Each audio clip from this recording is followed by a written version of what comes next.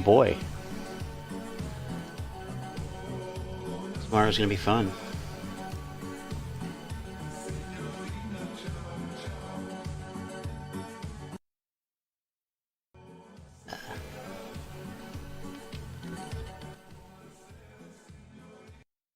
Okay.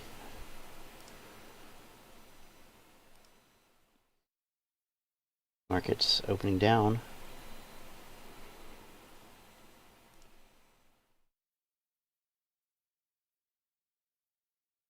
Fun times. Da da da.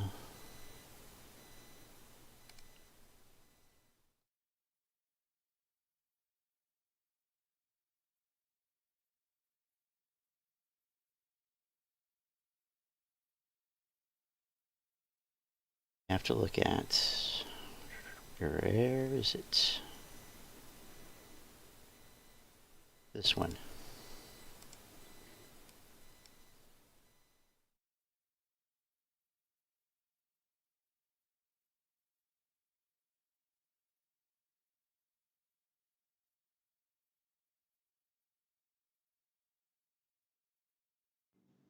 Hey, this is Frank. First, let me say I'm not a financial advisor. Anything that I say in this video should be used for entertainment purposes only. But let me say this, man. When I first came into this play, I was a novice. I didn't know anything about the stock market. Here we I didn't know go. how to read charts. I didn't know nothing about Now stock I market understand analysis. everything. I really didn't know that much about the short squeeze. So I had to learn everything. I'm still not good. I still don't know how to day trade. I don't understand options that much. But I know a lot. I know enough to make money in this market and not lose my money. That's good. And a lot of things that I learned from Trades Trade. So Oh, geez. I've learned a lot from I learn a lot from everybody every day. But when Well, I thanks. first got started, I learned a lot from Trades Trade. So I have to show him some love. But man, my knowledge as far as this short squeeze play didn't really kick in to the level that it's at until Lou versus Wall Street came on the Oh scene. my. You know, not to say that there were not people that there wasn't people that knew what Lou knew when he came on the scene, but that's not who I learned from. I learned most of what I know from Lou versus Wall Street. That's when my knowledge about the short squeeze went to a whole different level. You see what I'm saying? So although I may not agree with everything that Lou say about the AMC short squeeze, and if he say something that I just really don't think that's too beneficial to the apes, sometimes I'll say something. But I got to give Lou versus Wall Street the respect and credit that he deserved, simply because of the fact that I wouldn't know a lot that I know if it wasn't for him. So I had to give him that type of respect just based on the type, I'm that type of person. But let me say this, man. The market maker, the hedge funds, and the institutions, the reason why they hate us so much is because we expose them.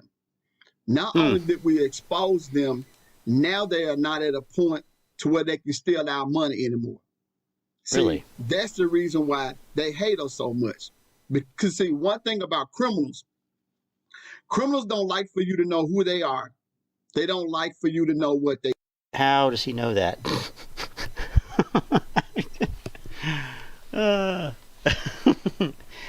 Inside information. Doing.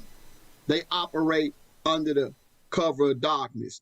Based on my background and where I come from, I know how they get down. And the thing about criminals, once you expose who they are, they'll move to another area. They're going to go somewhere else. They're not going to stop. Most of the time, they're going to go to another area until they get locked up. But that's the problem for hedge funds, institutions, and the market maker. See, they don't have anywhere else to go.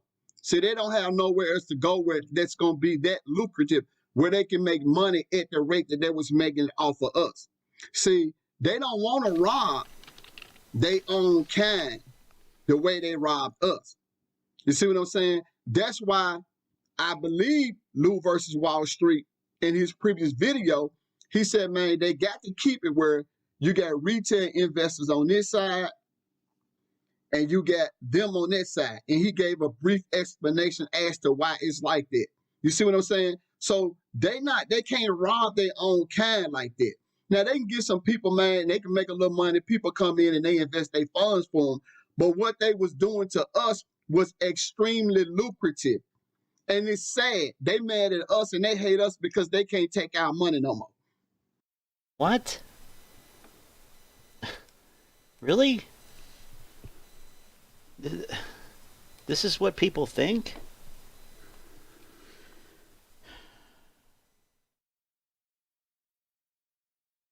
Okay. But that's what the whole thing is. They upset because we expose them. They hate us for that. And they upset because they can't take just because a bunch of uninformed people learned something doesn't mean that you exposed anything. What? I'm really struggling here. All right. our money no more. And to be honest with you, that's why, man, it's worth buying AMC shares. If I can buy AMC shares and it's gonna put us in a position where we can take our money back from the short sellers, the hedge funds, the institution, and the market maker, it's worth doing it. But here's the thing that they hate even more.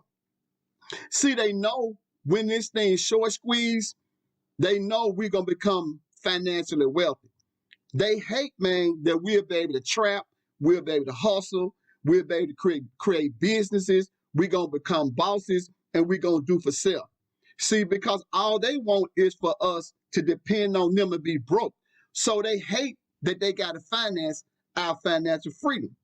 You see what I'm saying? And the thing with these guys, these 1%ers, they don't care if you're black, they don't care if you're white, they don't care if you're a doctor, they don't care if you're a lawyer. It does not matter to them.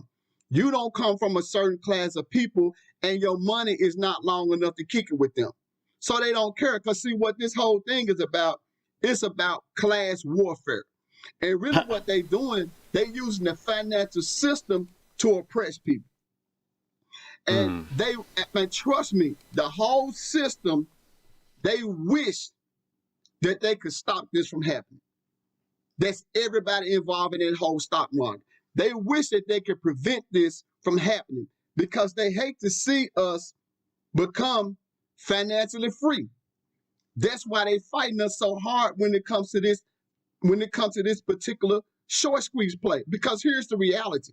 We have no value to them other than making them rich. That's it.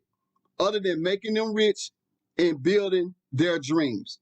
That's the only thing that they care about. They feel like, man, they should be the only ones to be able to use the stock market. And this is really dangerous. All right. We're almost there. Become financially wealthy. They the only one that deserve financial freedom from the stock market. They the only one that deserve to live in the best houses, live in the best neighborhood, to drive the best cars and to go on the best vacation. You see what I'm saying? They the only one. Nobody can be like Kenny Boy but them, be able to get in a private jet and fly anywhere, anytime they get ready. They feel like don't nobody deserve to be able to do that but them. And they so arrogant, they could have got out of this whole play when it was 5. Who are the arrogant ones here? Really? I mean, this guy's got it all figured out. Right?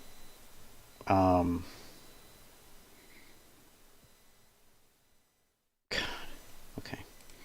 $5. They could have covered, man, at $5. Here we go. But they so arrogant and they so greedy, they was like, man, you know what? Instead of paying them, we just gonna create all these billions of shares and try to run them out of the play. That's just how arrogant they are. You see what I'm saying? What about the arrogance of putting forth unverified, unsubstantiated conspiracy theories that are not grounded in any evidence, and then thinking that you're going to get rich quick from such irrational knowledge? That's pretty fucking arrogant. I hear nothing about y'all ain't got no money. Because in 2008, y'all spent $29 trillion, man, bailing banks out. So y'all need to come up with some money to help pay us. So we don't want to hear nothing. They don't have no money. But here's the thing, man. The stock market is ran by a bunch of narcissistic, deranged, selfish, greedy criminals. They got those type of individuals, man, that's running the stock market. And really, man, they reward them. You see what I'm saying? So, they called us dumb money, but at least I can say as dumb money, we went out here robbing people. We went out here stealing from people, and we went out here trying to financially destroy people's lives just for our own personal gain.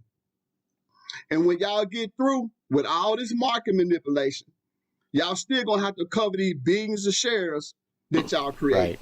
And all these FTDs, all these synthetics, they are with being all covered. This market manipulation that y'all did, now y'all gonna have to pay us trillions in this short squeeze play. And all I want to say to the Ape Nation, just hold the line, buy and hold. Our day is coming. Thank you for taking time out to watch the video. Have a nice day.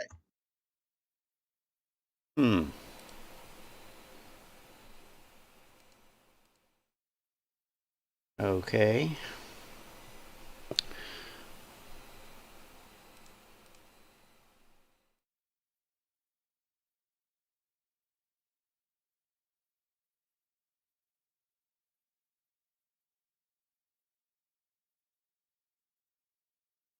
Interesting. More of this socially centered narrative of class warfare, us versus them, and this is the chance to change that.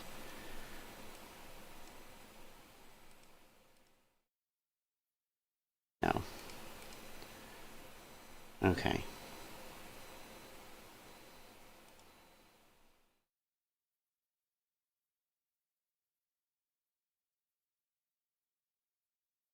I mean, it's not... Facts don't mean shit.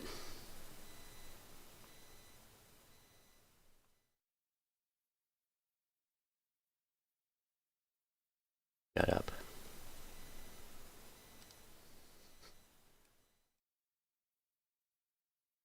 Pretty sad when you can get around that nonsense so easily.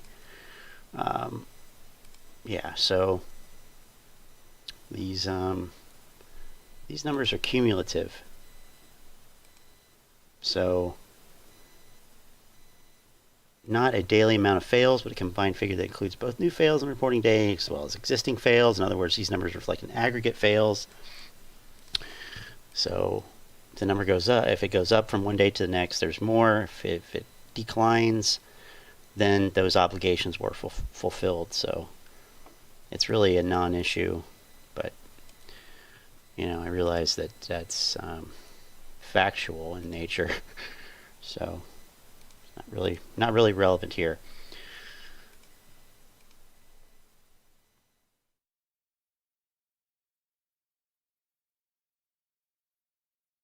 But I mean, that dude is deep in the cult, man.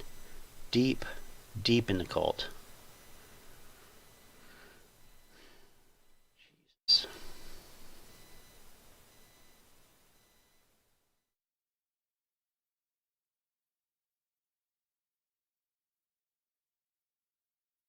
Yeah, there's something else I want to look at too.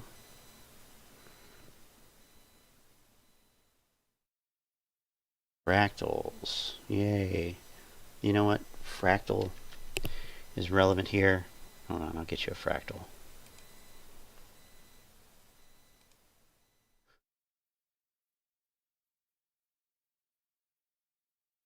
Fractal for the apes. Here's the fractal. Fractal wrongness. Thanks, Thunderfoot.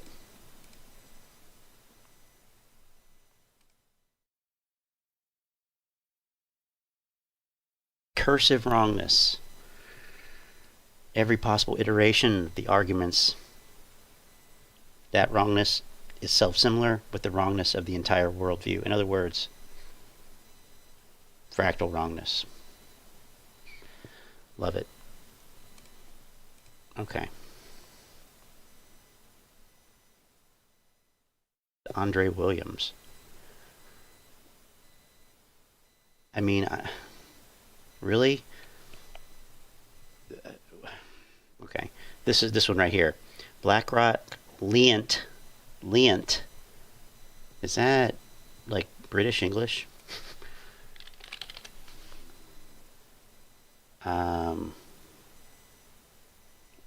Maybe it is. Lint. Welcome back to the channel, everyone. Today I want to talk about how BlackRock and Vanguard have been loaning out shares that they never actually owned and what impact this has on AMC. So stay tuned and let's make some money. And now we'll dive straight in with the key information. What about these shares that they owned? Focus on a few incredibly important pieces of information and some massively bullish AMC squeeze indicators. Adam Aaron tweeted saying in January, the officially reported short interest in AMC rose by 13.8%. From 94.8 million short shares on December 31st to 107.8 million shares on January the 31st. Yeah, we know about Adam that. Says, I still have an interest of 2.3 million AMC shares. So I hope these short sellers are wrong. Only time will tell. Now, as User of Intellect pointed out, I found it very interesting how Adam Aaron specifically said the officially reported short interest, not just the AMC short interest. Why should there be a difference between officially reported short interest and just short interest? Because you all rely on estimated fucking data. So there's a distinction between what's coming from the market and what is estimated off of fucking Ortex. For example. Is it really that hard to understand? If there's no such thing as synthetic shares. Well, he didn't say that. Maybe Adam Aaron genuinely believes there is such thing as synthetic shares, or maybe he's even well aware of the fact that AMC has a significant number of synthetics. I also found it very interesting how Adam Aaron repeated the word wrong 3 separate times. Oh, okay. It's very tinfoil hat-like, but maybe Adam Aaron is saying that the AMC float has been sold 3 times over. Give me a motherfucking break. Seriously. Oh my god. Anyway, clearly Adam Aaron is very interested in actually proving the short sellers wrong and helping AMC run to new highs, as he has such a large interest in AMC shares. At the grocery store. Intellect says the officially reported short interest. Adam Aaron is going on the offense. We need a Zoom meeting to present the data we've gathered since March 2021. You will be pleasantly surprised. And as George says, Adam Aaron doesn't just write things and repeat a word 3 times senseless without meaning. The fact that the number 3 occurs so frequently in Adam Aaron's tweet surely has a meaning. The data itself is not new to us. So yeah, I saw this posted in Finance Chat, which I just realized that I don't have the chat connected. And now it is. So if anyone wants to come in and chat on there, feel free. All this, I can do 720, I can't do 1080. Can't do it.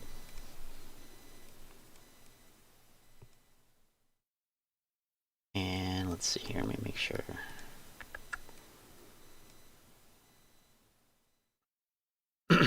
All right. So he's very keen to emphasize the number 3. Naked shorts equals 3 times the flow. And Tiger says that put us at 2 billion shares total, with 1.5 billion synthetic shares. I mean, he's put out videos saying everything from like 2 billion to 7 billion. I mean, come on. How desperate do you have to be? That's very close to the estimated number of synthetics that we've seen over the last year. On top of this, AMC had an absolutely incredible week and is setting up in an absolutely incredible position. Last week, AMC was up 29%, which is the largest percentage gain in one singular week since June of 2021. On top of this, the AMC I love how they're saying utilization is that all the too. way up at 100%. I love how they're saying that. Best week since June 2021. I mean, it's true, but you know, if we look at that, shit, let's go to weekly. Yeah, here's that week right here, and that's a hell of a week. This, on the other hand, I mean, and these, all these other ones in here are lower percentage, but they're as excited about this as they are about this. Okay.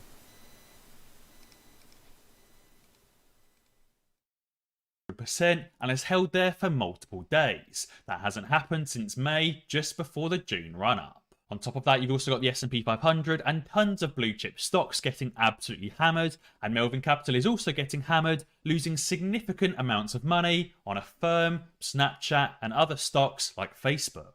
On top of that, we've also got Adam Aaron tweeting about the short interest increase. We've got the volume returning back to AMC. We've got the volatility back as well. And we've got a number of other key indicators like the EMA, the MACD, and the RSI and the OBV all curling back positive. And guys, if you're getting a little bit worried leaving your AMC and Fidelity due to the recent glitches and the fact that Fidelity actually supports short sellers, Moomoo are currently buying you and giving you a free share of AMC on top of their usual first. Make sure you get your free stocks, Thomas. Fucking scumbag. I want to hear him say it's not payment for order flow. Interest and from payment fees, and therefore you don't have to worry about your trades going through sketchy dark pools. I mean, I can't believe he's saying that. What a bunch of nonsense. Moomoo is also a brilliant commission-free trading platform that doesn't make its money from payment for order flow. Moomoo and Futu make their money from margin interest and from payment fees, and therefore you don't have to worry about your trades going through sketchy dark pools. Oh, give me a fucking break. Give me a fucking break, man. 8 fucking characters. Well, maybe it's Futu, not Fubu. It's Sunday, okay? Futu. So here's the customer agreement. Right here, here's the customer agreement.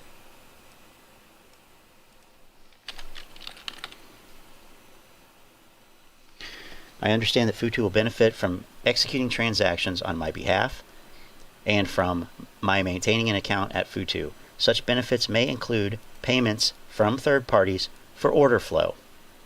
Right there. Right here. So, he's just flat out lying. He's just full of shit. The Citadel. Moomoo also has brilliant technical indicators and advanced charting tools. Moomoo also publishes helpful data like daily short selling information on top of a number of other key data sources. So guys, be sure to sub to Moomoo and so, make your first. Well, we have a Prepper Marv, FUD Shillmasters, like what you're doing. Marv, have you actually listened to anything I've said?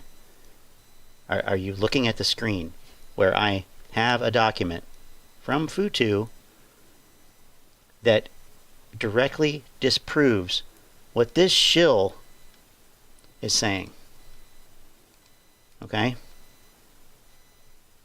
So, please explain. Please explain. Well, you're going to get rich quick, though, aren't you?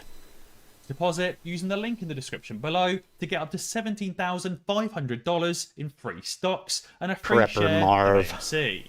But some of the key pieces of data I wanted to show you is from the 13F filings. We've got Capital Fund Management adding an extra 600,000 call options, now holding a total of $22 million worth of calls. We've also got JP Morgan adding an extra 498,000 shares. This is for fourth quarter 2021.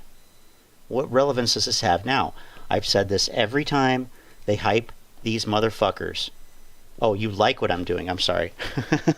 You got to.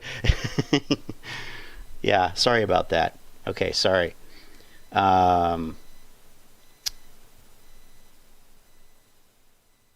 Yeah.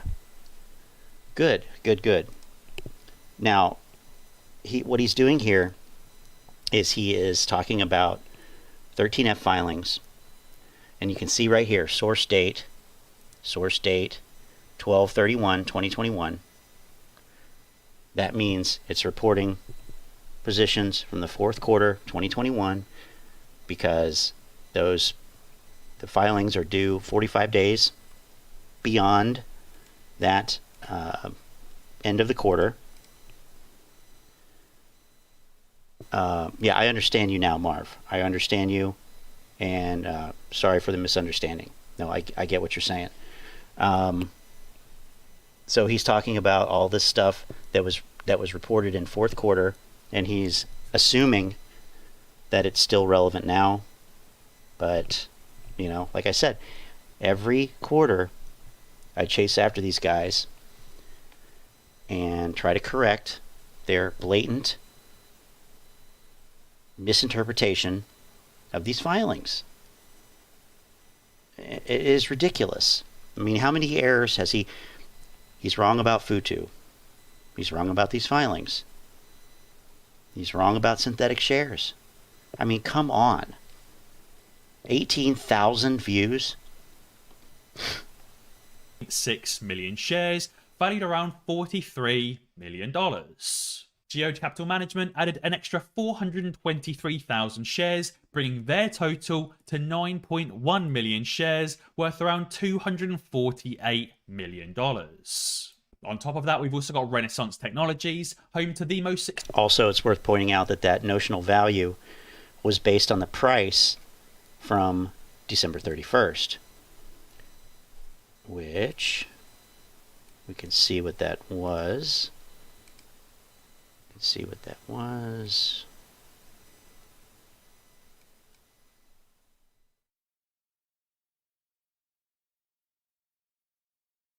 That was 27. 27, so that's based on the price being 27. Obviously, that's lower now.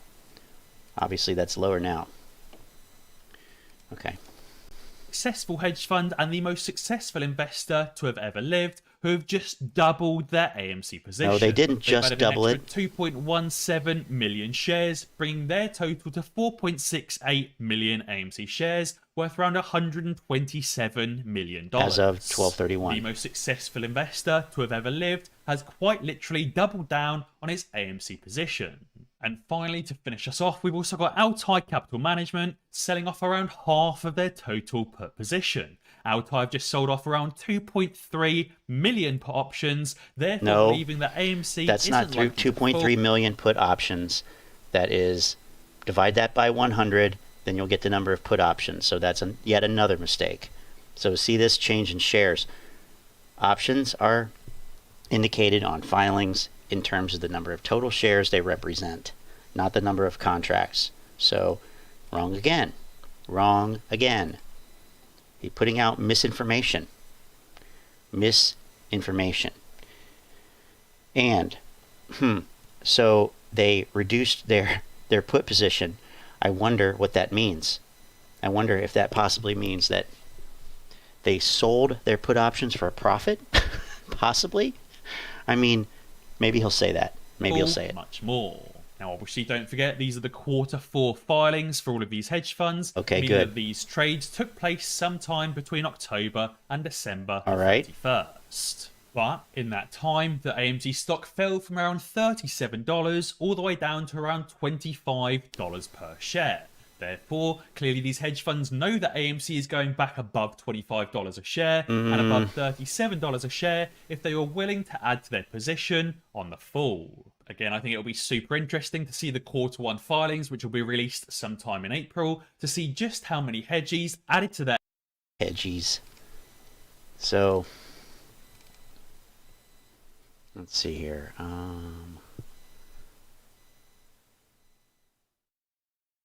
It's October. So here's Yeah, here's the fourth quarter.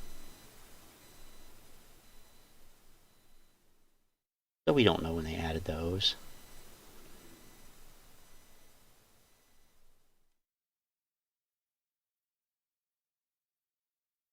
Their AMC position below the $20 region. But now let's also talk about how BlackRock and Vanguard have been Here we loaning out go. shares that they never actually owned. Cold Steel says, stick with me here, this will be well worth your time as a shareholder. These are my opinions mixed with stone cold facts. Okay. This is back in mid-November. All right. I noticed that Citadel had suddenly dropped their put positions from the Q3 filings dramatically and taking call positions instead. Obviously, Citadel haven't yet released their Q4 filings, so it'll be interesting to see if Citadel have entirely sold off their puts, taken out more calls, or potentially transferred their short position to Melvin Capital. He said at that time, You wouldn't know back in that from October, the filings November, because short positions aren't reported on filings. We know that. Come on, man. short position to Melvin Capital. He said at that time, back in October, November, I was projecting that they were about to let the price of AMC run. We obviously saw this massive fall in short interest So you through were wrong. September, Okay, got October, it. November, all the way until December, when the AMC price started to bottom out. He said due to the price falling of the stock, they were able to close out some of the new shorts that they took out when AMC hit $70 above that $40 region. And he said long institutions who lend out their shares obviously didn't like this, as in Vanguard and BlackRock, because they were no longer making money on the front side of the squeeze through loaned shares. Because this is where some of the hedgies were covering some This is heavy on assumptions. I mean,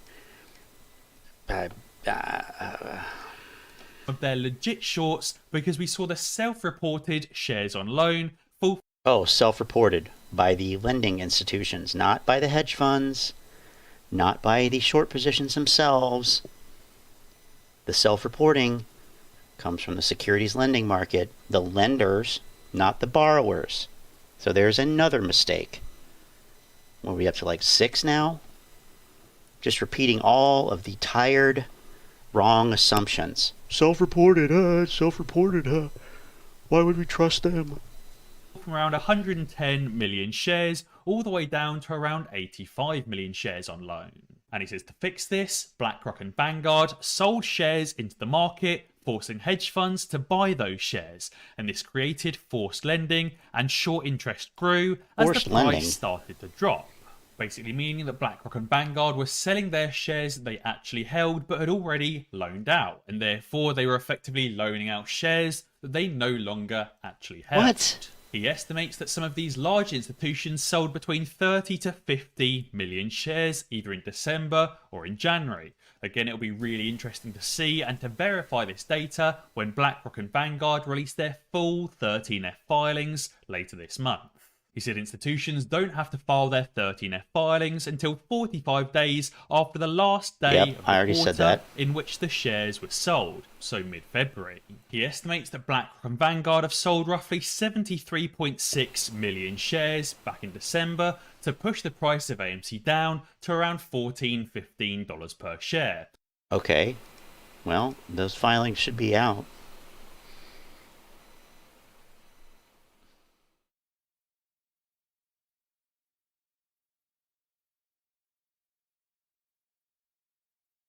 Jesus Christ.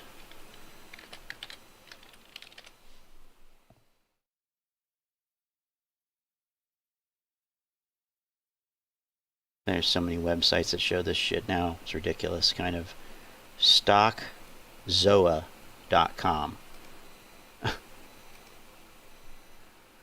whalewisdom.com.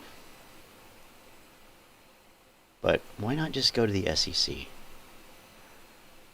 I don't know why people don't use this.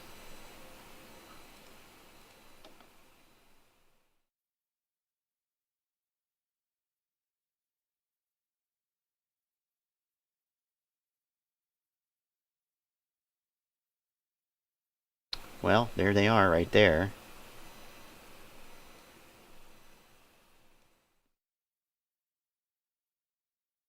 There's two of them right there, Vanguard, BlackRock. Now, again, this is reporting on fourth quarter 2021 position.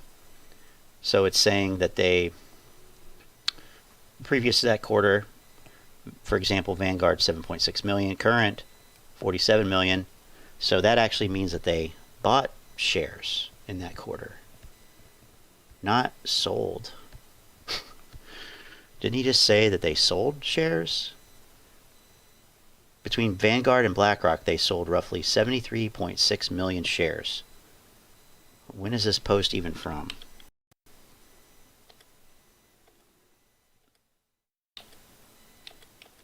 I mean, these people don't have much of a clue. Where's the date on this? Opinion mixed with facts, right? No.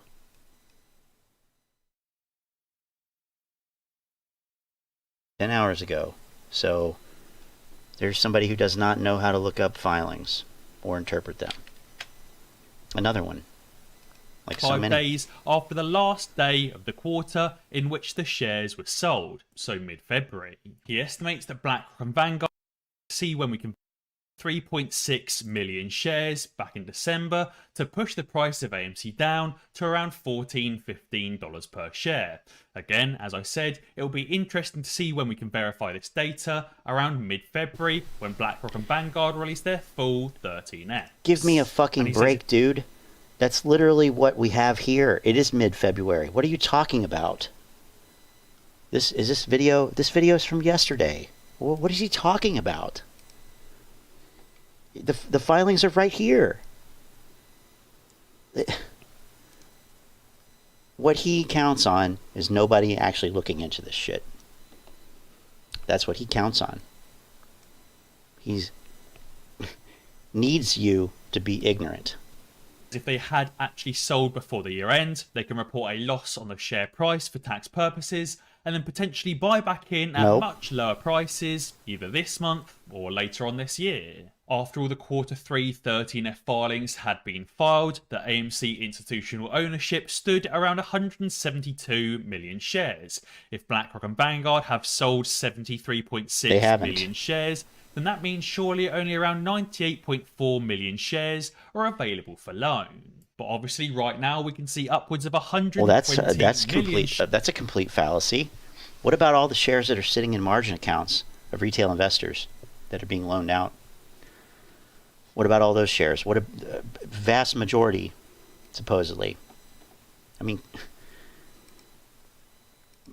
besides, let's see. Right now, the institutional, let's see.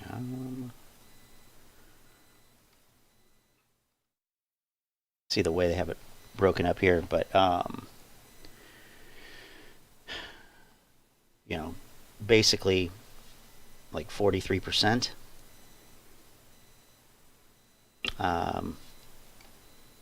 would be institutional, mutual fund, and insider shares held. Other 57.2. So retail does not fit into any of these categories except for other. Just saying. Shares that are available for loan and have been loaned out, which is obviously way more than that 98 million shares. Now this could be why the AMC utilization suddenly jumped up to 100%. Back at the start of the year, Ortex was reporting AMC utilization at around 76.49%. But obviously BlackRock and Vanguard were lending out an additional 31.13 million shares that they did not own. Therefore, when you actually remove those out, the utilization ends up being a lot closer to 100%. And he says this is proof of fraud at its finest. You just simply can't lend shares you don't have. I'm sorry, I don't trust somebody to be telling me about fraud who can't use the right form of the word it's. IT apostrophe S. That's the wrong version of it's. That's what these... That shows you, that shows me at least, the level of incompetence here. That shows me the level of incompetence. Do you really trust this person who can't use basic English correctly? Report that you have more to lend when you I can't. actually don't. Guys, be sure to let me know down in the comments below what you think about BlackRock and Vanguard lending out shares that they don't even own. And as always, guys, if you enjoyed this There's video, no proof be of sure that. to check out some Nothing in here says that. Jesus Christ. Forced share recalls. I've been wanting to watch this too. I mean, not wanting to, but... What's going on, guys? What's going on, guys? Welcome back to another video. In this video, I've got another very important AMC update to bring all of you this afternoon. So what we're going to be covering in this update is, as always, we're going to be taking a look at the most recent short interest and utilization changes from the Ortex data that we look at on a day-to-day So we're going to be looking at the same basis. shit we always look at. Off of this, we're going to kind of have a conversation about what has happened with the utilization over the last week. And I'm seeing a lot of people float around this concept of forced share recalls. And I want to kind of break this down for you guys and just explain to you exactly what is going on with what we would actually see. What do you want to bet he's going to use that BNY Mellon article that he kept using without sourcing it and cutting off the top of it, and not revealing that it's about Japanese pension funds?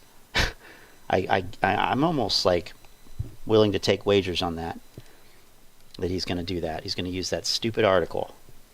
In terms of price movements and the data, if we were actually seeing forced share recalls, and potentially what kind of recall we are actually seeing at the current time that is very, very good for us going at the forward. current time. In addition to this, we also have some really, really strong news that we have gotten recently about a 500% increase in the box office numbers year over year from this January to last January. We're going to compare a couple of these numbers to really show us all of these big institutions with their spreadsheets, and again, their subjective opinion of what these stocks should be valued at. One, doesn't really matter. These pesky institutions with their spreadsheets. Oh my God, what a bunch of scumbags with their spreadsheets.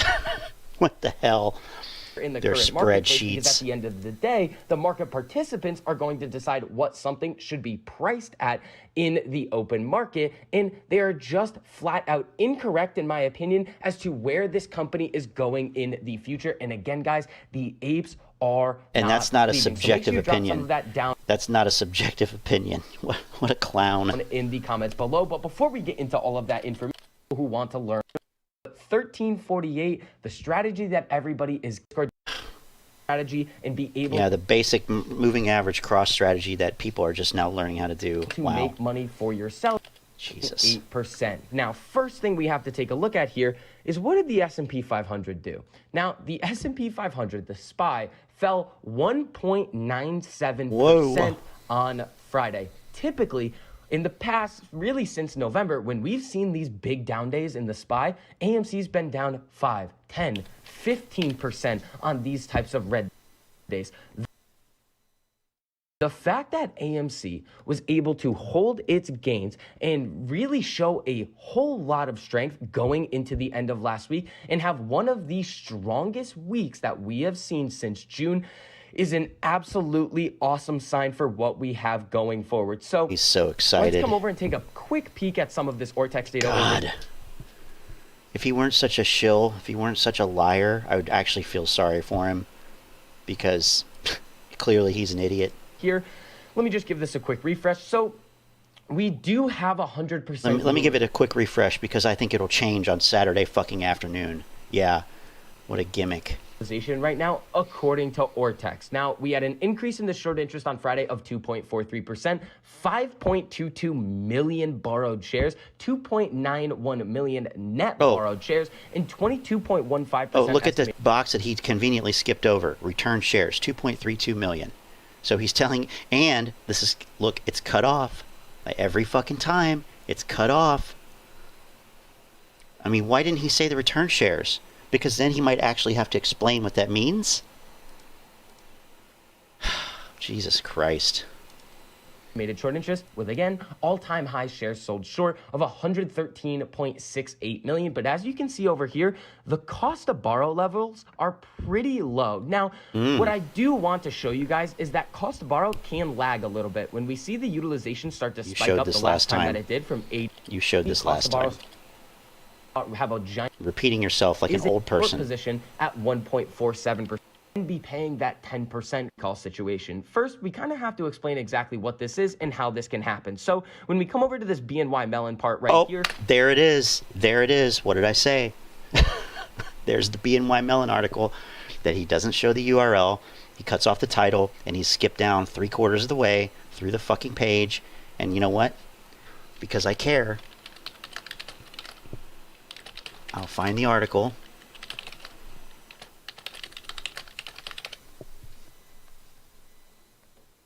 Here it is, right here.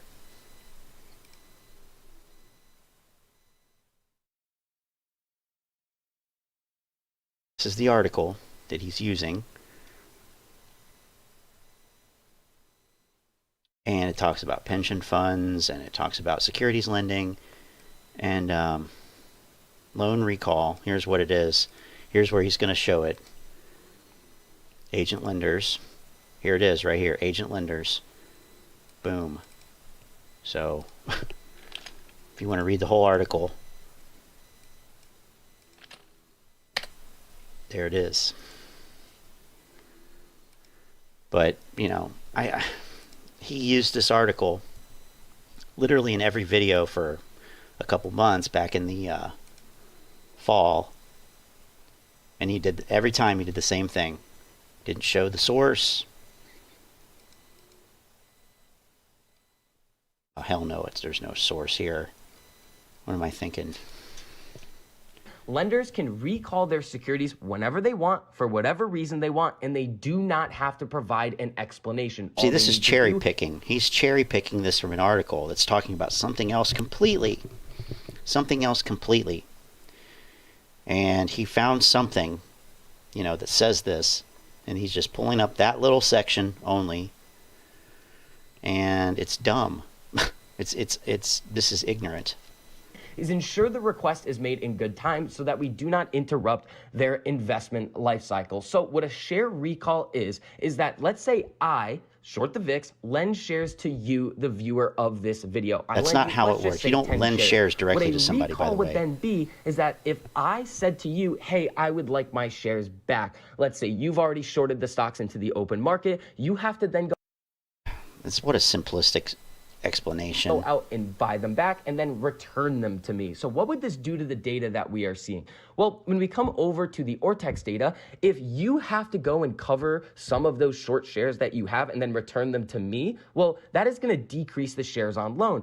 We haven't really seen a significant decrease in these shares on loan. We're still sitting at right around 119 million. Now, in addition to that, we would also see the estimated short interest start to trend down. Now, we're going to go over this a little bit later. Great. But here's kind of a bigger breakdown of kind of what we're seeing here. So a recall, let's say, for example, shares on loan is 100 and shares institutions are willing to lend is also 100. This would mean that we would be maxed out at 100% utilization, and we're going to be using BlackRock for this example. So then let's say BlackRock says, I want my shares back. The shares on loan, let's say, then drops to 80 because 20 were returned to BlackRock. Short interest decreases. Utilization drops to 80% because of those 80 shares being on loan versus the 100 willing to lend versus the previous that we were seeing in this example of 100 shares being out on loan. And this would cause the price to move up. Wait a minute. Wait a minute. And as we can see, I don't think this is correct.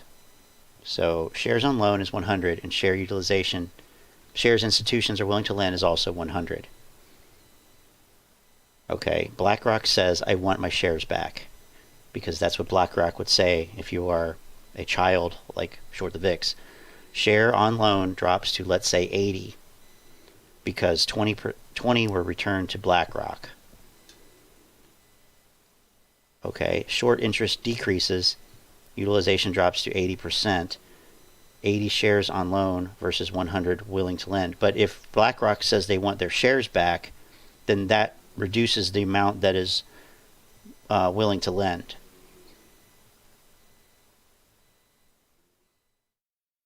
Okay. See here, the short interest on the stock has just continuously gone up. So we haven't seen that type of recall yet, but what I think a lot of people are talking about is some other type of recall, and let's kind of explain to you guys what this is too. It's something I've been talking about for a long time that I really wanted to see. If you go back to any of my previous videos over the last couple of weeks and some of my live streams, we've been talking about the fact of utilization is lower, cost to borrow was lower, and there was a specific reason for that. So when we come down here, what we could have seen, institutional purchases have skyrocketed over the last couple of quarters for AMC. Meaning institutions have more shares that they can loan out. So let's say instead of the 100 shares that they were willing to lend in this example up here, that number slowly moves up to 150 shares. Cost to borrow has gone down since November, so has utilization with increasing short interest. So we got up to all-time high shares sold short, but the institutions were willing to lend more shares. So there was no scarcity in the securities lending market. So that's not a recall at all. What is he talking about? Borrow rates on these shorts. So now let's say, for example, as shares willing to lend went from 100 to 150, the shares actually out on loan went from 80 to 100. So higher short interest, but lower utilization. Now BlackRock steps in and sees this. So we're just using BlackRock as an example here and says, well, the cost to borrow is low right now. We're not really making as much money as we could loaning out these shares. And at this point, by loaning out these shares, it's net hurting our position in a really substantial way. Because what did he do? Type this on his phone like when he was on the toilet or some shit? Like are going to flood the market with supply, and BlackRock owns a boatload of shares of AMC. They're going to decrease the price. Wait, Thomas James said that they just sold all their shares.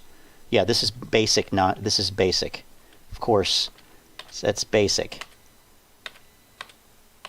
All right. God. Cost to borrow. So we're kind of waiting to see what happens with this. Hopefully that breaks really awesome. People, once we're getting into this section, are going to be like, well, it's not a fundamental play. We haven't moved on fundamental news in the past, so why are you talking about this? Well, being at the price levels that we are got to talk about right something now, well below fundamental value, again, in my opinion, because I'm going to... Really? Do I even need to say anything? Keep harping on this, that value is an opinion. We will move based off fundamental news, and we've seen that happen a couple of times over the last couple of weeks, just due to the fact that we are trading under what we probably should be valued at fundamentally, just based on what the company is doing and where the future projections are. Remember, we saw AMC's earnings preview come out really, really solid. We saw the Batman NFT, we saw the refinancing of the debt, the acquisitions of new theaters, all really solid news, and we started to trend up. Now, coming over to these box office numbers right here, this is going to be for January. We're also going to take a look at December.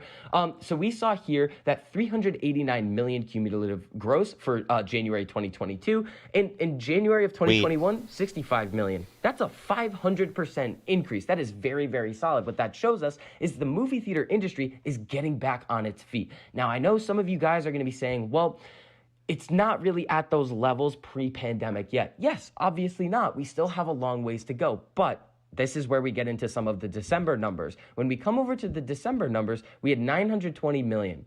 Now, when we take a look at some of the previous numbers in the past, 1.1 billion, right around a billion, 1.3 billion, 920 million is not that far off. And we have the Batman movie coming out, and the box office slate and the movies coming out this year. There's a lot of heavy hitters on that schedule. There always is. Really, really generate a lot more revenue for the movie theater industry as a whole. And with AMC being the largest company in that industry, it's going to benefit them in a very significant way, in my opinion. So that is really going to wrap up this update on AMC. If you guys enjoyed the information and analysis that I provided to you in this video, make sure you go down. Okay. Awesome.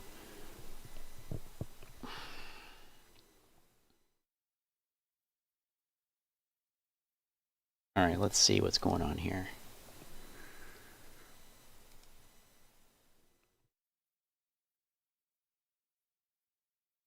That fucking BNY Mellon article again. I knew it. I knew it. What everyone is missing about the brackets? Brackets, brackets, brackets. What a nonsensical concept. Brackets.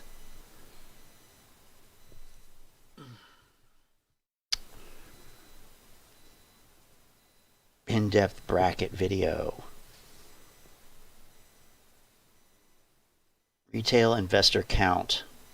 Let's see the misinformed investors. Retail investor count.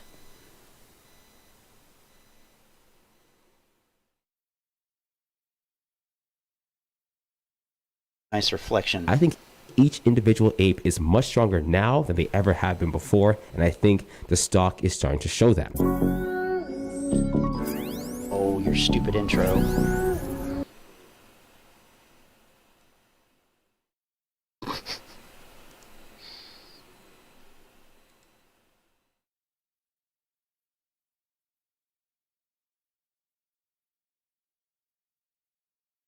Well, Ay,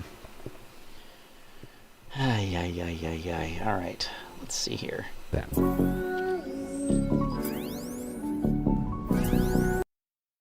Really don't like when I do this. They really don't like it.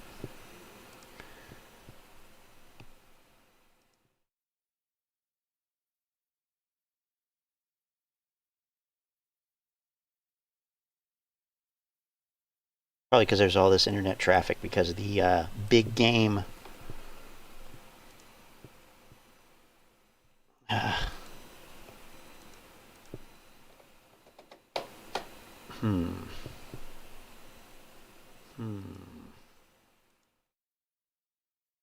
Yeah, this sucks.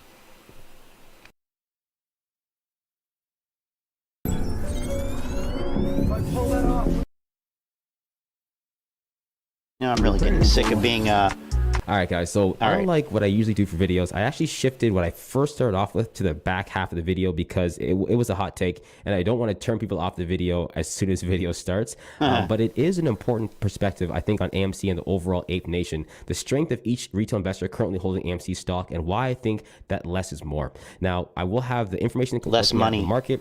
Less money, less liquid cash is more. Fuck. The few different updates, of course, AMC, how it's working with SPY, and the stocks first, and then I will have that hot take, and I think a very informative part afterwards. So if you guys would not mind, stay to the end of the video and watch that last part, or even skip over the first half if you guys already know what's going on, and take a look at that. I think that part is probably one of the most important parts of this video.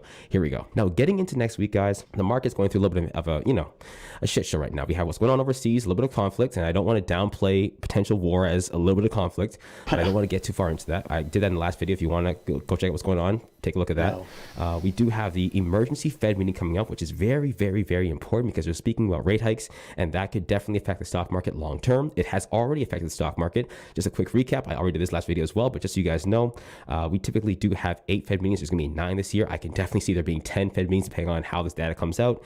They're going to be looking to potentially do a rate hike ASAP based off of the CPI data that came out last week, which was horrible. It was coming out a lot harder than expected. We then have the producer price index coming out. That's got to be on Tuesday. And then we have the Fed meeting numbers coming out on Wednesday from the last Fed meeting. So all right, I'm skipping that as well, right? So let's take a look at the chart really quickly. Promise you that hot take at the end of the video, guys. It's worth listening to. This is SPY. SPY is the charted candles right here. You do have AMC in the orange chart. Now, of course, this is just simply looking at the last few days here. This is not the overall trend for the last year. This is simply looking at the last few days. Now, you do see the RSI for SPY generally just going oversold. The RSI for SPY is now currently sitting at 25, and you have AMC moving in the exact opposite direction. AMC is looking like it's getting ready to go on a run, looking like it's getting out of its funk, up 24%. And then you have SPY down 2%. Now, this is over the last handful of trading days, 1, 2, 3, 4, okay, 5. let's look at that properly, okay? Let's look at that properly. Oh boy, Bitcoin. Yikes. All right, we'll put SPY. We'll put SPY there, and what do we just want the last few trading days? Okay, no problem. Sure, that'll work right there. All right, now we'll do a comparison. We'll add AMC, and this is critical. This is critical. We want to select new price scale. Select new price scale. Now you can see that actually they move kind of similarly.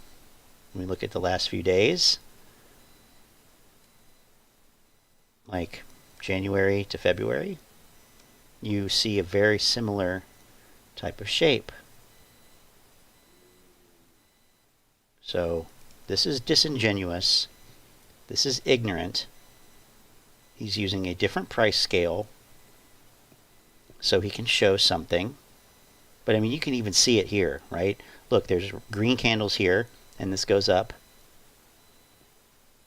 And there's red candles here, and this goes down. So even though he's trying to hide it, he's trying to make the data show something different because he's a little shill.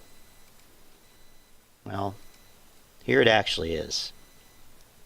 Here it actually is. And do you really think, if the market goes down tomorrow, that AMC is not going to follow it? Well, TMI doesn't think so. 6, 7 trading days, so a week and a half per se. This is the beginning of a trend that we've been seeing for AMC for a long period of time now. SPY's been taking dips and AMC's been taking rips. Now, what I do notice here is this. Give me a break, man. We're going to go closer in. We're going to go more granular. Okay? Cool. We'll go 30 minutes. How about that?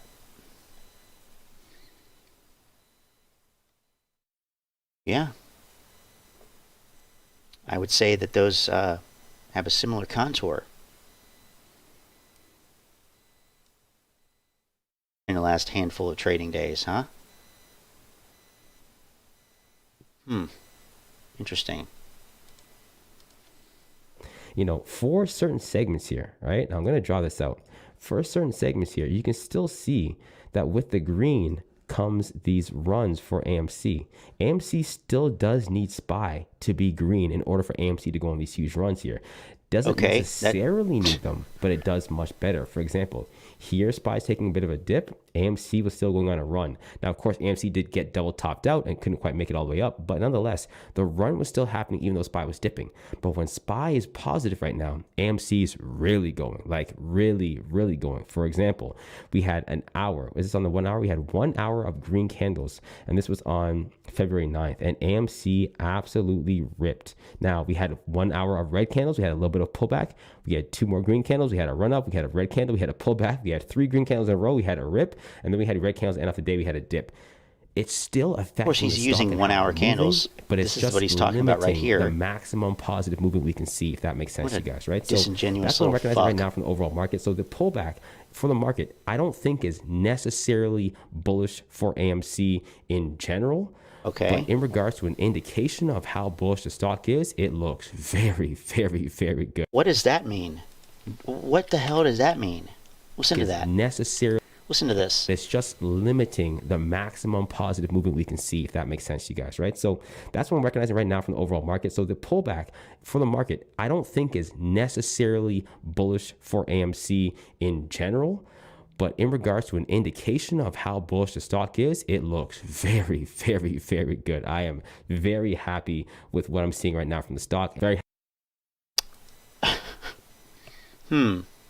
Okay. happy that it's not moving along the same lines as SPY. Now let's take a look at Orchid really quickly, guys. We do have several different decent updates here. The cost of I'm so happy it's not also moving with the market too. Wow. That one, it can definitely shift later on. Borrowed shares up to 5.2 million. Currently 113 million shares. Imagine being this uninformed and still getting thousands of views. I mean, that's a terrible ratio, though. Look at that. 950 likes on 6,500 views. And look at all these bot posts here too, in the comments. Any of the ones that are mentioned in crypto investing.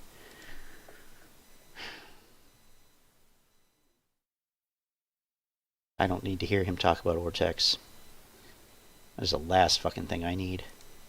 Still seems to be legit. What I'm seeing on the charts right now seems to be bullish. Now, let's take a look at this. Oh, of course. Super bullish. Shorting is at an all-time high, yes, but not to mention the fact that institutions that have been buying in since Q4, like Renaissance Technologies right here, are buying in and changing their position significantly. The shares percentage change is up 86% for Renaissance Technologies. This was, of course, reported now, but a buy-in as of Q4 last year.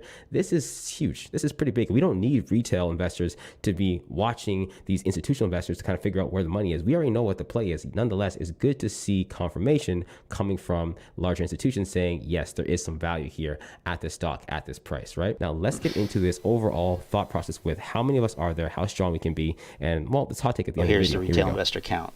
All right, guys, this is the part of the video that I moved to the end of it. Enjoy. Try to listen to it all the way through. It is definitely a bullish statement in the end, but it's no fucking shit, really. It's a bullish statement. I'm glad that you clarified that. A little rocky, all right? God.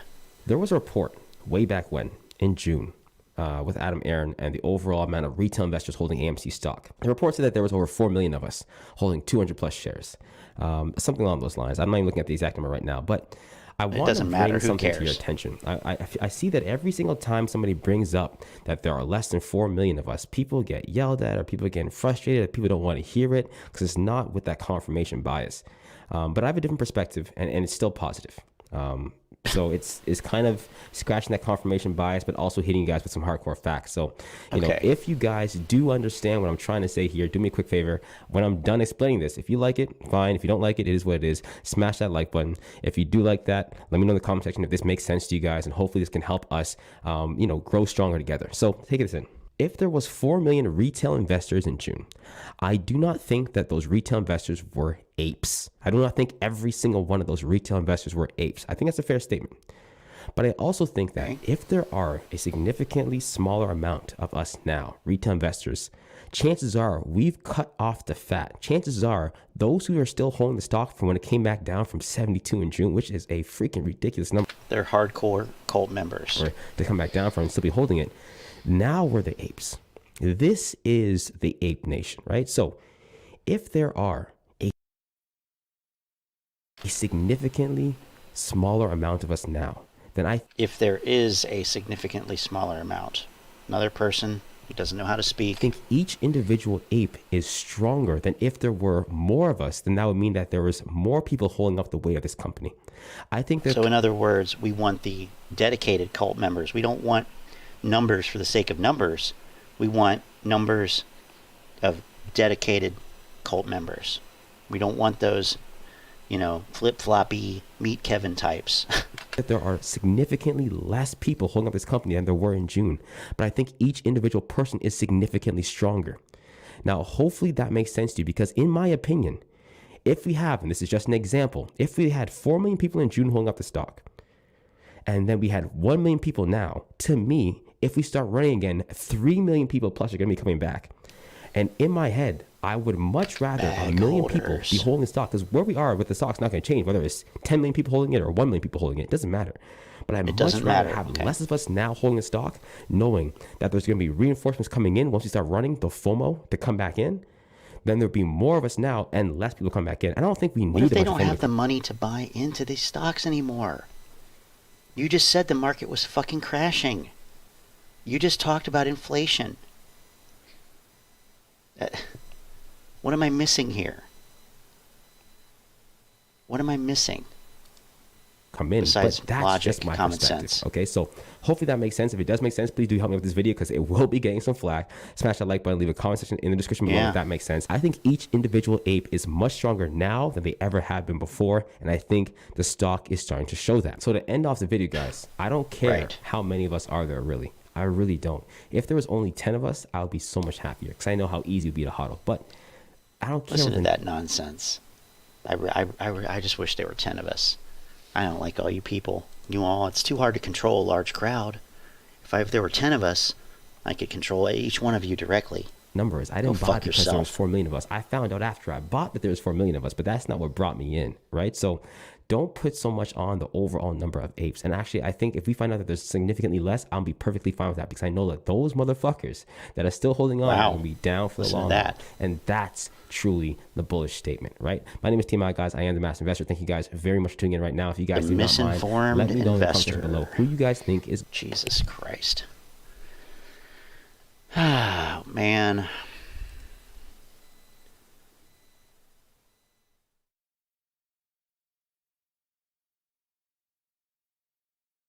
Who's winning the Super Bowl? I have no idea.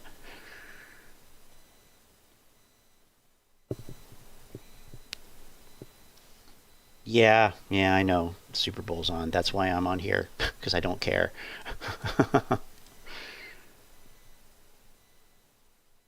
Let's see what Kiev Angelo has to say.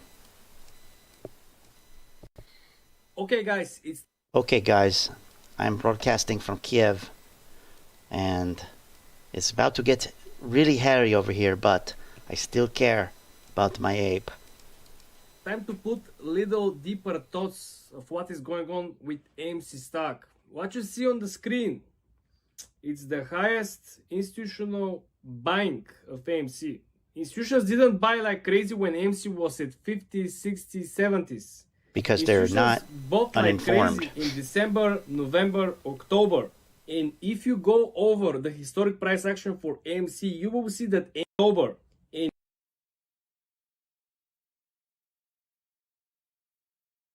I mean, this is 150 million shares right here in this area. And this is 175. So what's the difference? 25 million? Yeah, they were buying him back here. Still over. Okay. institutions bought like crazy in December, November, October. And if you go over the historic price action for AMC, you will see that AMC was trading in October around 35 bucks, was trading around $40 in November, and it was trading around $29 in December. And all these 3 months were the most favorable for institutions to load the boat. Now we have to put some thoughts into this.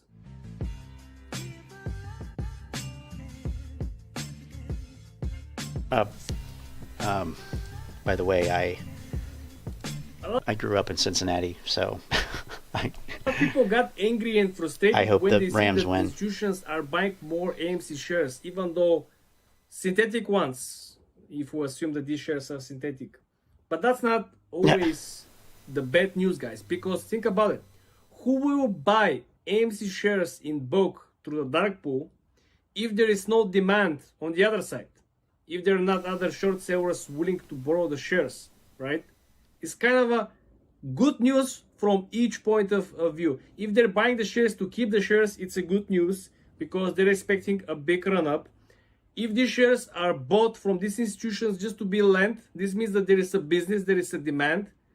When short sellers are looking for shares, this means that they also expect a particular price action on the way up. So they need these shares to suppress the upward trajectory, right? They're not getting these shares just to prepare themselves for nothing. And let me assemble the last piece from the puzzle for you. Look at this. I already made a separate video about Vanguard increasing 500% their ownership in AMC in 2022. in quarter four. A couple of days ago, reporting on 500% their ownership in AMC in 2022. Nope. That's when it was filed. But he's cut off the column that tells the effective date, which is 12/31/2021. So no, Angelo, that's reporting a fourth quarter 2021 position. Wrong. A couple of days ago reporting on this. But I didn't mention anything about BlackRock, which occasionally, randomly, or who knows why, increased with 623% ownership in MC Entertainment just a couple of days prior Vanguard. Is it coincidence? Is it something? They reported it a couple days prior, but that happened back in fourth quarter 2021. Planned ahead. Like I said, just assemble all the pieces. All the institutions bought AMC like crazy the last 3 months of 2021. And in the first months of 2022, we're seeing crazy numbers of increased ownership of the biggest holdings of AMC. Okay. Contradictory statement. False. Incorrect. Boom. Those numbers are from 2021.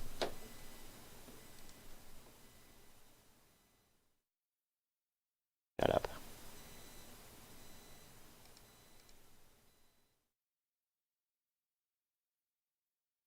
Never trust anybody who promotes Webull or any payment for order flow brokerage, including Moomoo.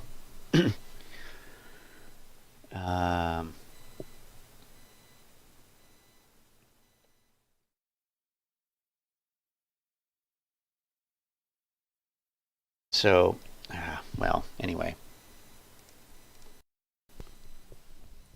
Like I said, many people don't take into account that these Oh, shares he's on Moomoo now. could be bought to be lent out, but this is a good news because there is a demand for it. This means that the short sellers have to have these shares. They have to be prepared. They know what is coming. If nobody actually is looking for the shares, if the shorts know that the stock is dead at these price levels, they're not gonna prepare themselves with additional ammunitions, aka shares, right?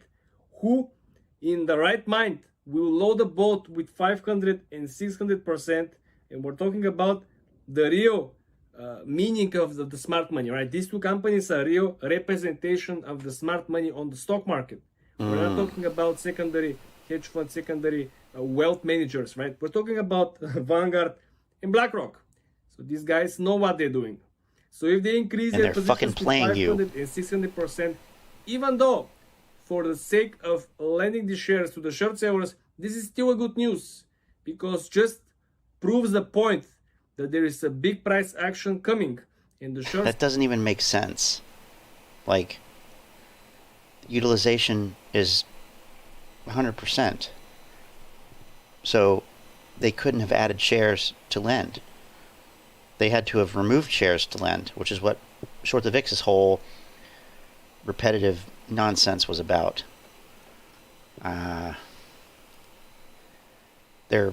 This narrative is being frayed in so many directions, but it doesn't even matter. That's the sad thing. It doesn't even matter that everybody's saying something different, and none of it makes sense. It doesn't even matter. Sellers are in demand for the shares. Again, guys, this is not a financial advice, just my take. Like I said, a lot of people just look at the surface and they don't dive deep of the meaning of these actions. Oh, we do here. There is no one direction price action. There is no one direction buy or sell. Sometimes these institutions will be selling and will be dumping tons of shares of particular company simply because they want to buy the company much cheaper, right? If they have a high cost basis, for example, they bought some of this high growth company, right? But the company actually spent 20 or 50 billion dollars developing a product in the metaverse, and they feel like dumbest person on the stock market buying over here, and then the company have basically no product or service, but this money are already spent. They're willing to dump the shares, pushing the stock price at a much lower level of support and buying it over here.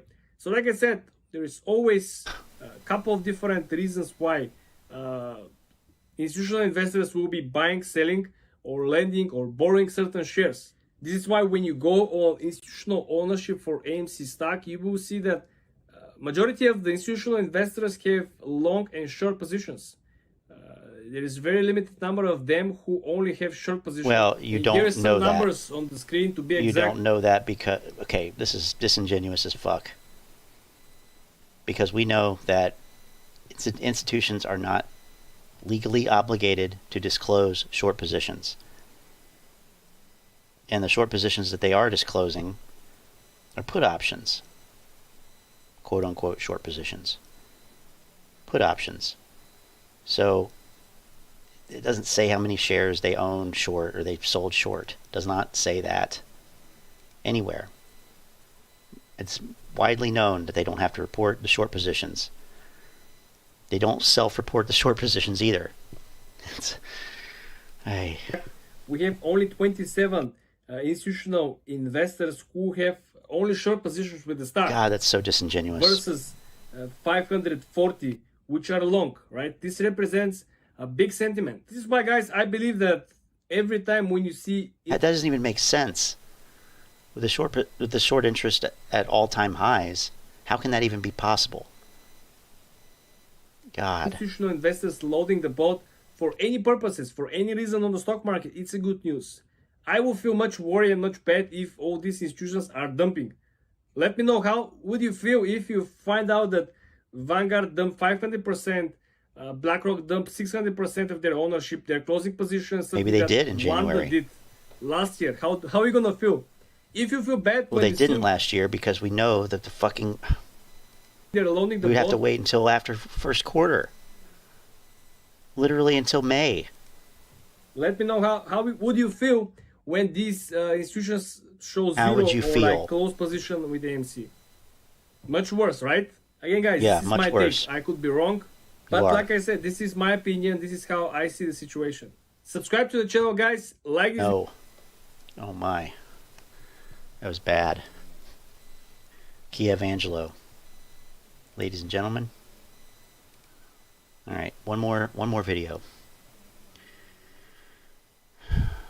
This one's been tempting me for a while right here. The hardest thing to master in the stock market is emotions, right? And emotions are hard because even the top level Listen to guys, this expert. the suits, they have emotions too. So No, high frequency trading, God. algorithmic trading, computer trading is built off of a model of reading human psychology on the charts and making decisions, buys and sells based on that. What's going on with AMC this week? I mean, are you concerned the volume is drying up a little bit? It's pulling back a little bit. What do you think? Well, Charles, first off, it's great to be back. I got to say, I respect you more than you Brown probably nose. know. AMC, right? What I'd call this period right now is volume exhaustion and consolidation. Wait a minute, this right? is So the amount of old. liquidity. This is an old fucking clip.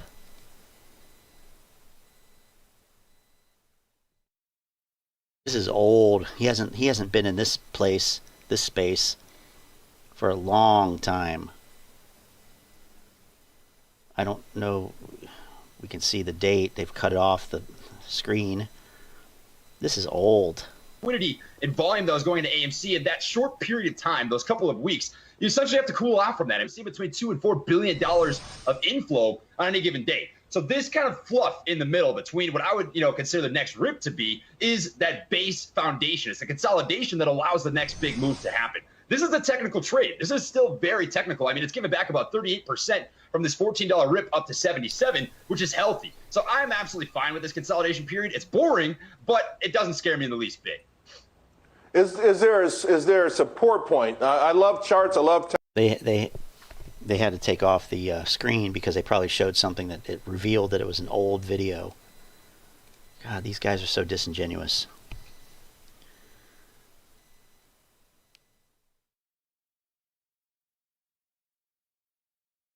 Well, let's see here. The one thing AMC in the money call is looking better for this week. Really? Let's go to the chart. Let's go to the platform here. Go.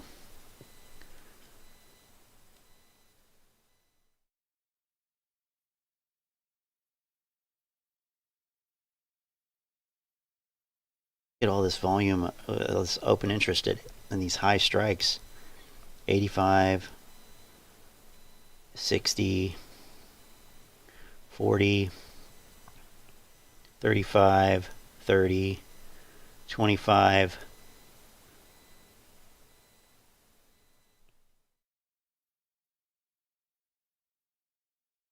And let's see, what would you say here? 1750 and 18. I mean, 12,000.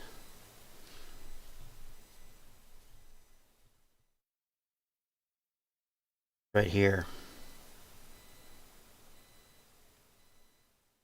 Yeah, we'll see what those. Actually, let's do this.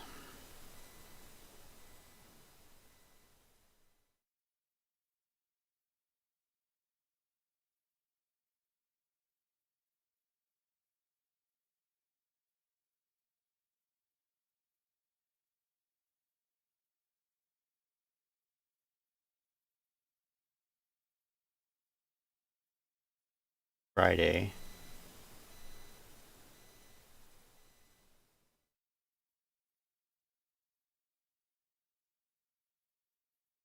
Don't know why this. There we go.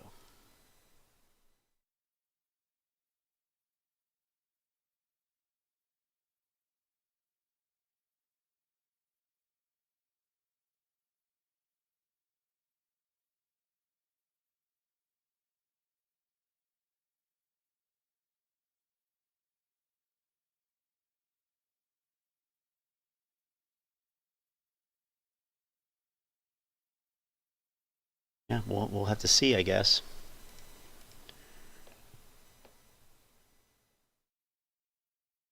But we don't know who put those in. We do not know if Friday volume. We're day traders till tomorrow AM. Yeah, well, we need to see what the open interest, how the open interest changes tomorrow. But we can't really tell from this.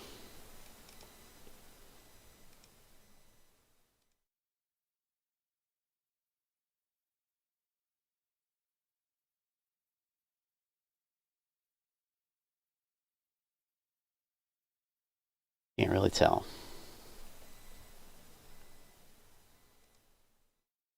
So we'll have to see. That's correct. But this is, is it even worth listening to Technical this? analysis. Is this a support point, though, that you wanted to hold and then turn around from? Yes, Charles. So the whole, technical trade behind this is the higher low stair stepping effect, right? We're kind of in a pennant formation right now. And in that sort of pennant formation, that was so wrong. Like, he was so wrong about that. I can't listen to that. I'm sorry.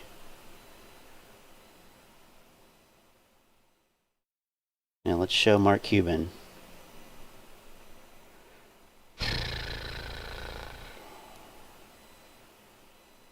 The coming halt and what it means to the AMC squeeze.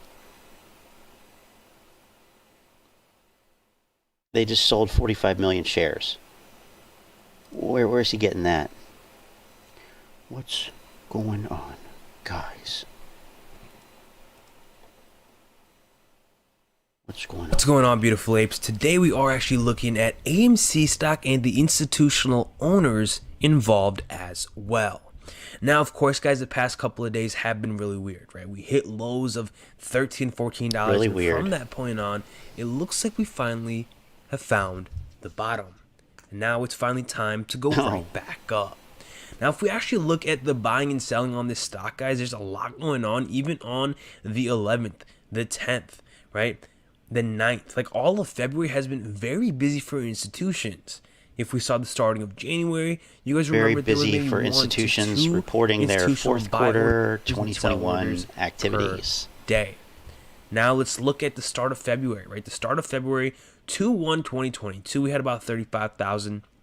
And from that point on, we had a ton of buying take place nonstop, right? We have Sumitomo Mitsui Trust Holdings, we have Nomura Asset Management, we have Oregon Public Employees Retirement Fund, New York State Retirement Fund, right? Like, these are areas of which these owners aren't public. Okay, I just want to point out here, this is a decrease. That's a decrease. Employees Retirement Fund, New York State Retirement Fund, right? Like, these are areas of which these owners aren't supposed to enter risky trades. Meaning, is AMC very that risky at all? Right, at the end of the day, if these retirement funds are actually getting into this stock, I mean, they might think it's even less of a headache, right? Even less of a stress than they ever thought before. Now, if we keep going, we can see that the buying doesn't stop, and the buying doesn't slow down fourth quarter either. 2021. As if you guys can see on 2/4, guys, Simplex Trading picked up over 20 million shares. Over 20 million shares, guys. No, they didn't. I mean, this is a put option. These are put options. These are call options. These are shares. This is just straight up misinformation. On 2/4, right? So literally about a week ago, on February 4th, they picked up literally 2 million shares, right? That's a huge number, guys, to even fathom. And that's an increase of about 785,739%. If we keep going up, we can see SG. That's ridiculous. Absolutely ridiculous.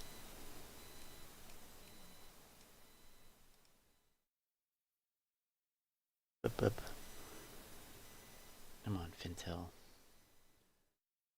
Fuckers. Okay.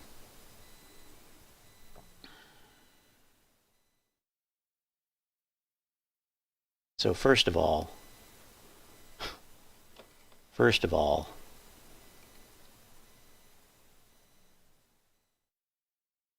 see. Do I have to have? Where is he at here? He's in 13F. Oop.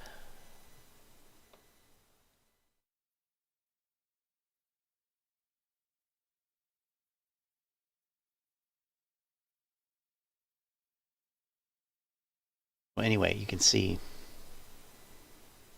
the columns.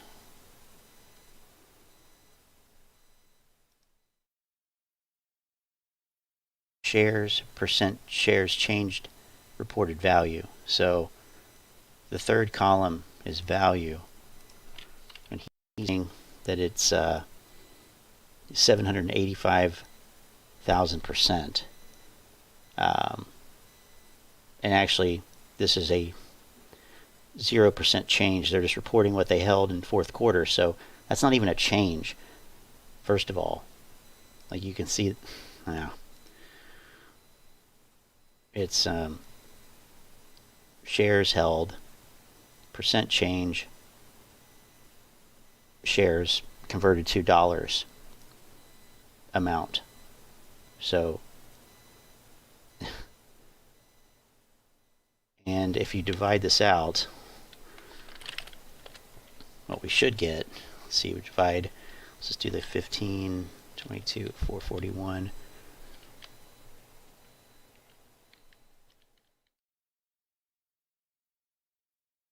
Get 1844.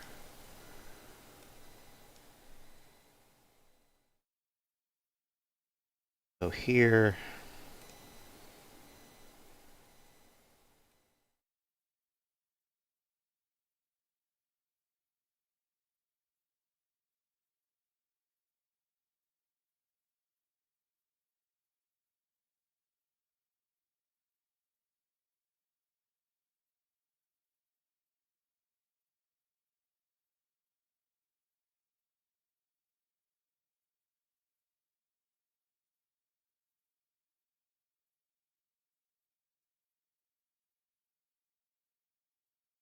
see 84.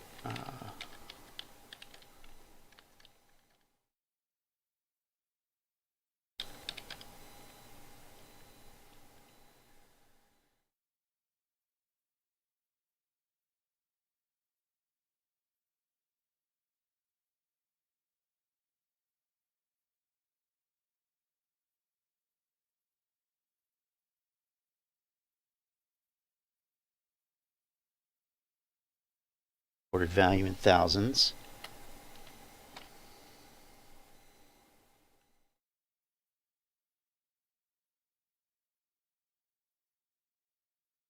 Let's do this top one here.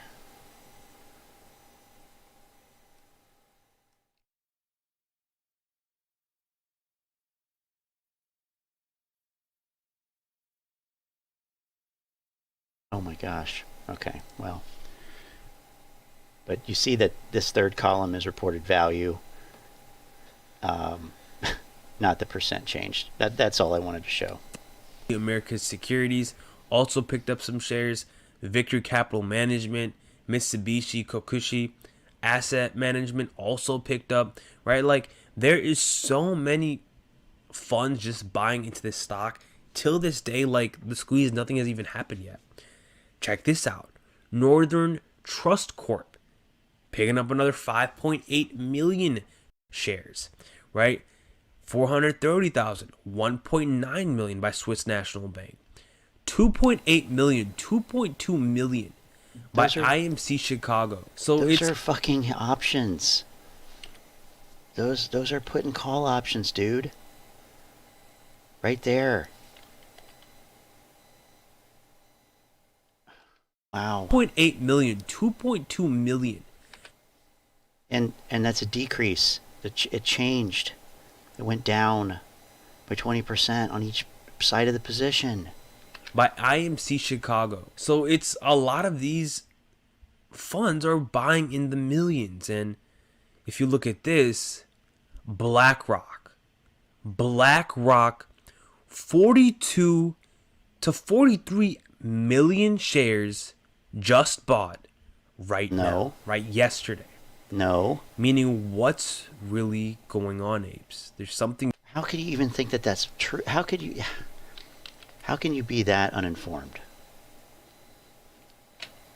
How can you be that uninformed?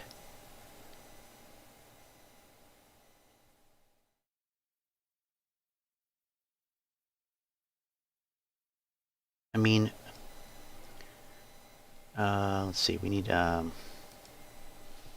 we'll do chart exchange.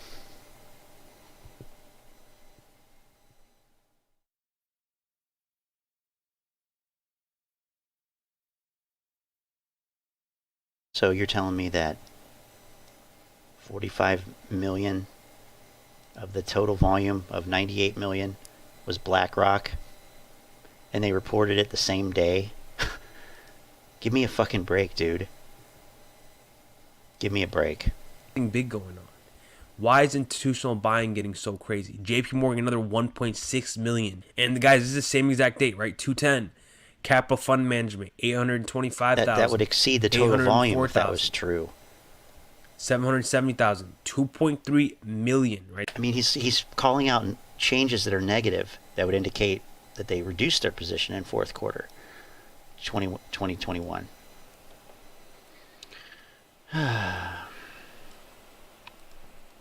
This is on 211, guys. Bank of New York. And those are one of the biggest buys and sells of the past 2 weeks. The question is, how many shares are really out there? Because there is no way in hell that apes own 90% and institutions are still buying like this. Let me know what you guys think down in the comments down below. And as always, Yeah, they don't. stay green, everybody. Peace out. You wouldn't stay green listening to this guy. Maybe green with marijuana.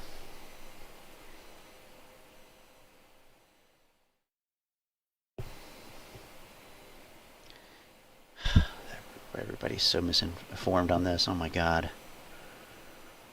He does not have the info.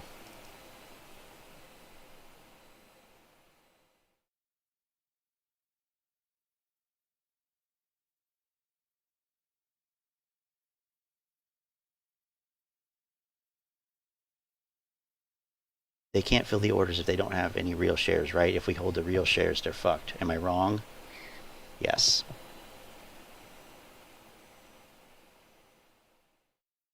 How did they sell on a Sunday? Because the system is rigged? Well, because it's not reporting it.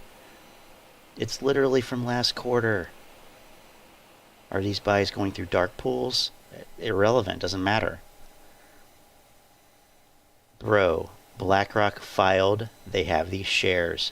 They didn't just buy 43 million shares. That's correct.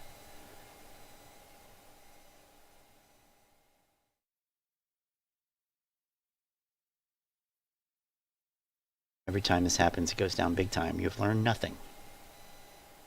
How are there even that many shares left? Bro, that is old info. They have been possessed of those shares. Correct.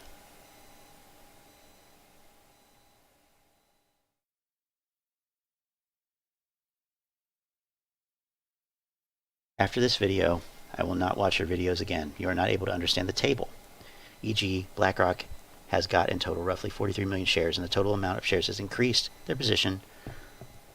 If you do not understand the easiest stuff, then you will not understand the complicated stuff as well. Sorry, but this is the truth. Thank you. What is your source? Title is misleading. You said they sold, and you talk about buying, and your numbers right off the bat weren't making sense. That's a good point, because he did say that. It says they just sold 45 million shares, but he said that they bought them, and both of those statements are incorrect.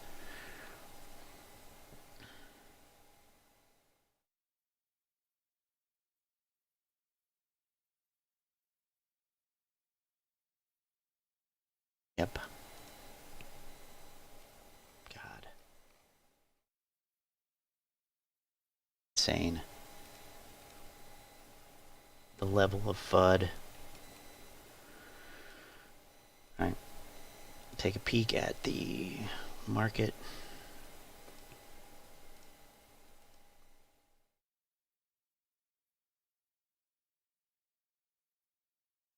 Just out of curiosity.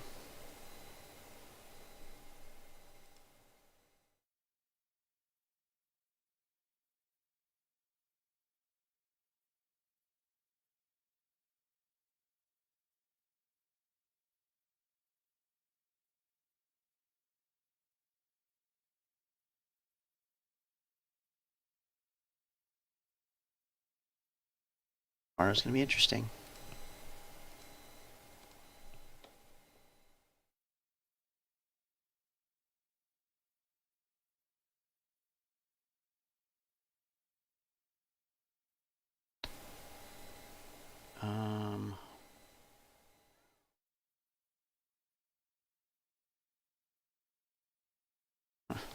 I said one more video.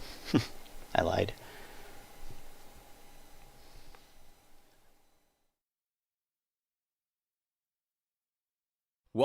Welcome back to the channel for a special edition of Super Bowl Sunday with TCI. We're going to be going over my exact exit strategy and how I will be going about getting out of my AMC position when the MOAS actually does happen. So this video is probably going to be very short.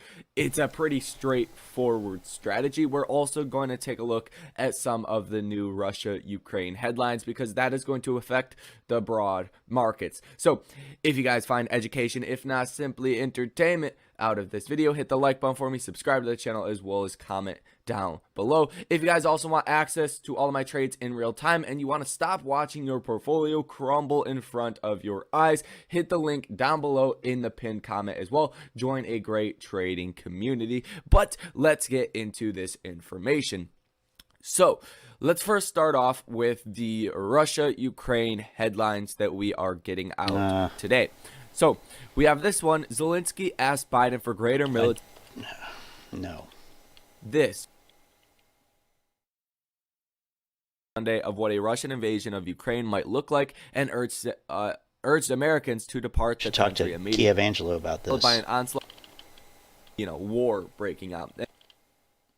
Emergency style. If they're not going to, we don't know. So I don't want to speculate on that too much. If that does happen, get ready to see a lot of red in your portfolio and get ready to hedge out that portfolio just a little bit. So that's really all the news headlines. Thanks for that. Stock by you doing that. And I also acknowledge that I'm probably going to get some hate in this video saying to sell a couple shares before it gets to $100,000. I get it. I'm fully willing to take that hit. Spread the hate down below in the comment section if you guys want to. This is what I would tell my mom. This is what I would tell the guys that are in the trading community. Link down below in the pinned comment. I'm not going to tell them something different than I would tell you guys. So if you guys like that kind of transparency, hit the subscribe button as well. But this is a strategy that I do all of the time. If I buy 5 or 10 options, calls or puts, and it goes up 50%, which I'm not saying this is a direct correlation to AMC, please understand that it's only an analogy, then I sell out enough contracts to get my initial investment back to make the trade free, and then I will hold the remaining contracts in things in case things start to get a little crazy. Because with this strategy, you get your initial investment back so you're safe and you can have that peace of mind that you're not going to lose your money. The last thing you want is a big gain turning into a big loss or essentially losing everything in the case of options. So I like to do that for those very specific reasons, because at the same time you don't know how high the stock will go and you want to have as much exposure to the upside as possible but mitigate risk. Everything in investing is all about mitigating risk. So as soon as you can get your initial investment back at a reasonable price and you don't have to sell half your portfolio, you don't have to sell a lot,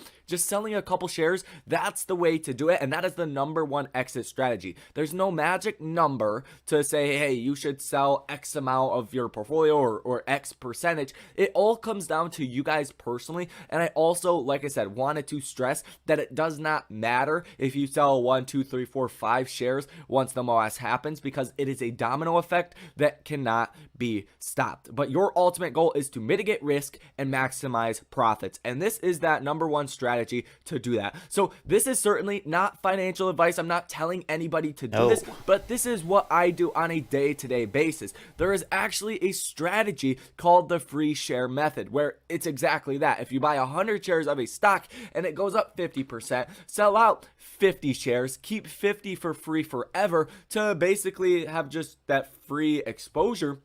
Price goes up, price goes down, it does not matter because you got your initial investment back and you're just sitting on pure profits after or loss. That. So I wanted to make this clear, wanted to put it out there as straightforward and simple as possible and kind of show you guys the strategy that I use on a daily basis. So like I said, if you guys want access to all of my trades in real time, I will let you know when I exit out of my AMC position when the MOAS starts. Link down below in the pinned comment. As well as that, like I said. All right.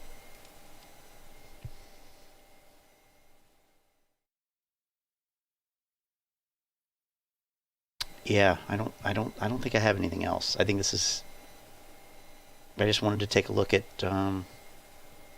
what's going on out there. And there's a lot of misinformation, as always. So, if anybody has any questions, throw it in the chat.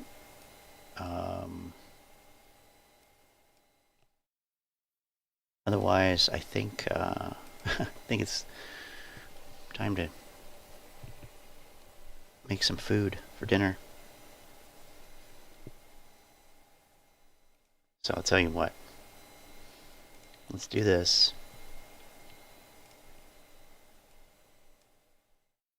Switch it back over here. We will listen to this, and then if nobody's got anything, then I'll sign off. Is that fair? Roll another blunt, man. Roll another blunt, man. These is Good times. You full of shit, full of shit, full of shit, and you need to quit.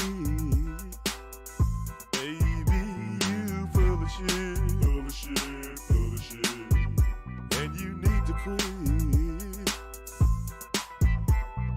I met you at my show, yelling and screaming on the front row. Jumped on stage, knocked me down, you made me horny. I drug you around, put you in the van, took you to the tail. On the way there, you was texting on your cell. You jumped out the van before I got the room. Hopped in the car with your girl and went zoom. You danced with girls like a freak. You promised me a threesome last week. Another girl, it's hard to find. What about, what's her name? She changed her mind. So many people coming through. I can't get time alone with you. At least I had privacy, single and pole. With you, I can't even jack off no more. You full of shit, full of shit, full of shit, and you need to quit. Baby, you full of shit, full of shit, full of shit, and you need to quit. You got a real bad temper. I got another woman that wants me to pimp her. Out of sight, out of mind, sipping wine, someplace I can't hear you whine. You're too controlling, my chin is something you shouldn't be holding. You need to tuck your tail, you're a woman but you think you're an alpha male. Till you're laying on the ground, bleeding like hell, begging the cops to take me to jail. Inconsiderate, selfish, when I open your legs, I smell fish. You talk too much to everybody, so flirtatious, so naughty. How can you be jealous on Facebook, keeping up with your ex-fellas? You full of shit, full of shit, full of shit, and you need to quit. Baby, you full of shit, full of shit, full of shit, and you need to quit. You don't trust me, I don't trust you. Now what the fuck we supposed to do? You disrespectful, I'll break your neck, ho. I'd rather live alone than listen to you moan and groan. You're too demanding. I got a sugar mama and she's outstanding. The future was looking rosy before I found out you were so damn nosy. I can tell by the way you run your mouth. You're a punk ass, no class bitch from the south. Showing off on Facebook, my privacy has been took. I was blind, but now I see. You getting famous hanging around me. You full of shit, full of shit, full of shit, and you need to quit. Baby, you full of shit, full of shit, full of shit, and you need to quit. Don't provoke me, I might choke thee, roll thee up and smoke thee. You're so annoying, my career you're destroying. You're such an envelope pusher, such a gossip gusher. It's not fly to me for you to invade my privacy. Money take, trouble make. Orgasm fake. Who's fucking up my schedule? And they won't give me head. Oh, that's you. You wanna run away with my daughter? Meet a new man in Florida. I'm in the studio, rocking it steady. I'll visit my daughter when I get ready. You full of shit, full of shit, full of shit. And you need to quit. Baby, you full of shit, full of shit, full of shit.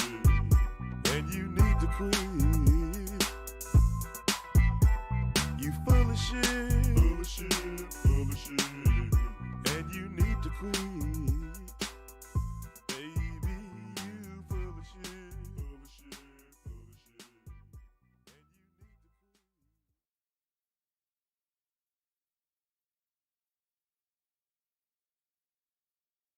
to quit. All right. See you later.